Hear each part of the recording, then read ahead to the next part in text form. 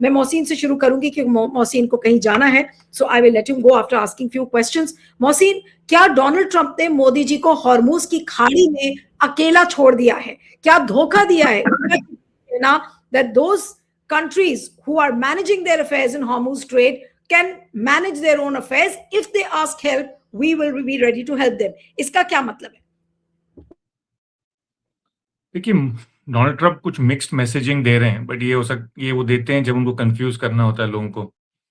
और एक और मकसद भी है, ऑयल मार्केट को ठंडा रखना। ऑयल मार्केट भड़क रहा है, तो ये दिखाने के लिए कि हम जल्दी खत्म करने वाले हैं, ताकि ऑयल मार्केट प्राइस बढ़ाए ना, और स्टॉक मार्केट भी कंट्रोल में रहे। नहीं तो स्टॉक मार्केट भी भड़कने लगा है। पर लग ऐसा रहा है कि वो कुछ छोटी ग्राउंड इन्वेजन प्लान कर रहे हैं। यानी कि पिछले कुछ दिनों से हॉर्मूज के आसपास की जो पहाड़ियां हैं ईरान की तरफ की, उन पे 5,000 पाउंड के यानी 2,500 किलो के बॉम्ब्स गिराए जा रहे हैं। यूनाइटेड स्टेट्स लगातार जो केव्स जिनमें मिसाइल्स के ठिकाने हैं या जिनमें बोट्स छुपी हुई हैं, उन पे 5,000 पाउंड के बॉम्ब गिरा रहे हैं।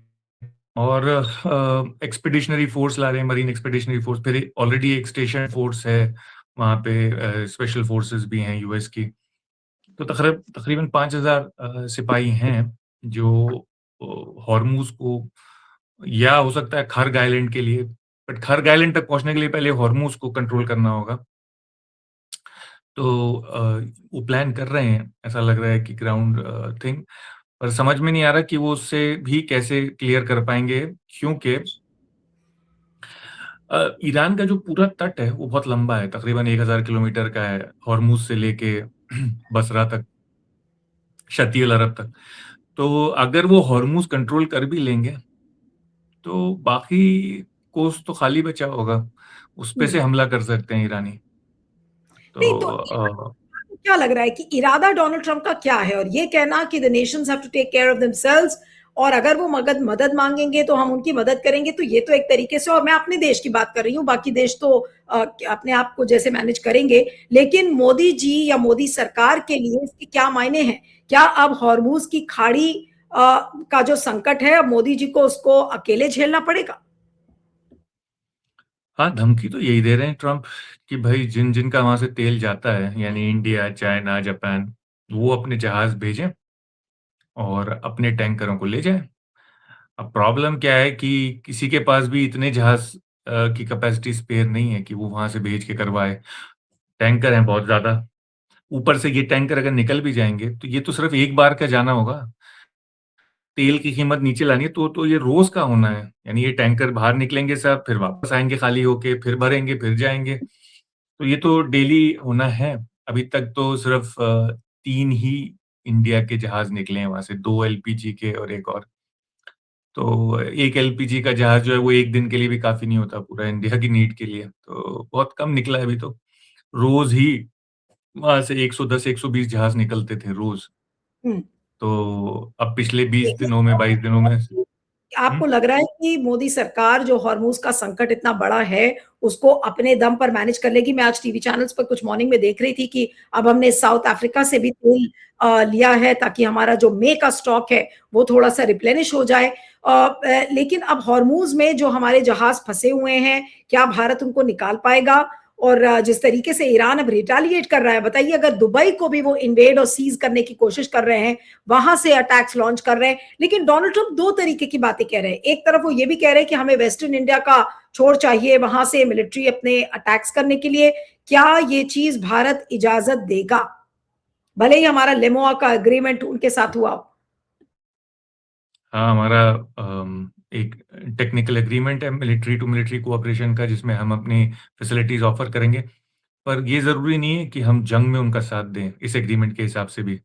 ये है कि हाँ, अगर अमरीकी प्लेन या जहाज़ जो है उनका मेंटेनेंस, पर ये ज़रूरी नहीं है कि हम मजबूर नहीं हैं कि जंग में उनका साथ दें और उनको अपने बेसिस दें। आप देखिए ना, यूके तक नहीं दे रहा था, अब कुछ राज़ी हुआ है जाके। नहीं तो उनके तो हमसे ज़्यादा एग्रीमेंट है अमेरिकनों के साथ, तो कोई ज़रूरी नहीं है कि हम दें, हम कोई मजबूर नहीं है। हाँ, अगर सरकार ये फैसला करे कि वो देना चाहती है, तो अलग बात है ये। पर ऐसा मुश्किल ही लग रहा है, क्योंकि अगर देगी तो फिर ईरान कुछ मिसाइल इस तरफ भी करेगा। और जो 3 जहाज़ जाने दिए उसके बाद कोई और ना जाने देगा जहाज़ वहाँ से। तो मेरे ख़्याल से तो लिए ऐसी कह रही हूँ के लिए बड़ा रिस्क हो सकता है, अगर वो अलाउ हुँ, करता है वेस्ट इन इंडिया लॉन्च करने के लिए। ये बेवकूफ़ी होगी बट कह नहीं सकते। हमारी फ़ॉरेन पॉलिसी आजकल जिस हिसाब से चल रही है कुछ नहीं कह सकते। ये बेवकूफ़ी हुँ। भी कर सकते हो, पर करनी नहीं चाहिए मेरी राय में और लग डोनाल्ड ऐसा ट्रम्प रहा है कि की हुँ, मोहसिन अगर कल तक आप देखें तो सीज़फायर की भी बात हो रही थी कि सीज़फायर करेंगे, लेकिन अब डोनाल्ड ट्रम्प ये कह रहे हैं कि सीज़फायर का कोई मतलब नहीं है। ईरान भी सीज़फायर के मूड में तो नहीं लग रहा है, जिस तरीके से ईरान अब हावी हो चुका है, सीज़फायर तो कहीं नहीं लग रहा है। तो क्या अब ये एस्केलेशन जितना ज़्यादा है वो और बढ़ेगा? और क्या खून-खराबा हम अगले 2 दिन में और देखेंगे? क्योंकि तेल की कीमतें, share market, international share market सब पर नज़र इस समय डोनाल्ड ट्रम्प की है। तो अब सैटरडे और संडे क्या ये 2 दिन बहुत क्रूशियल होने वाले हैं कि उसमें हम क्या ज़्यादा एस्केलेशन, ज़्यादा स्ट्राइक, ज़्यादा ड्रोन अटैक्स देखेंगे? देखिए ईरान चाहता है कि ये टेम्परेरी सीज़फायर ना हो, क्योंकि उनको पता है कि कुछ दिन बाद फिर खड़े हो जाएँगे इज़राइल और अमेरिका और इज़राइल तो पास में ही है, वो तो कभी भी भेज सकता है फिर से अपने हवाई जहाज़। तो ईरान कह रहा है कि फुल एंड फाइनल सेटलमेंट करो। और भी कुछ डिमांड्स हैं जो उससे ज़्यादा मैक्सिमलिस्ट डिमांड्स हैं, बट वो शायद पूरी ना हो पाएँ।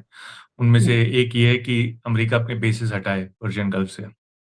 दूसरा ये है कि हमें रिपेरेशंस दे, जो हमारा नुकसान हुआ है उसकी भरपाई करे अमेरिका, पैसा दे या इज़राइल जो भी है। तो इस तरह के 2-3 है, फिर ये भी है कि लेबनान में भी बंद करो लड़ाई और चौथा एक और भी है कि पैलेस्टीनियन स्टेट दो।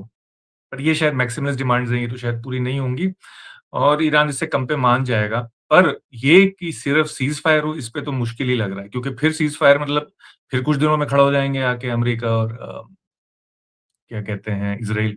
तो वो तो ईरान मुश्किल से एक्सेप्ट करेगा। हालाँकि ईरान भी बहुत प्रेशर में है, हुँ, नुकसान घंटे के हिसाब से हो रहा है वहाँ पे। हुँ, तो ईरान चाहता तो है पर इस इन शर्तों पे नहीं और अभी ईरान के पास हैं और कार्ड्स खेलने के लिए।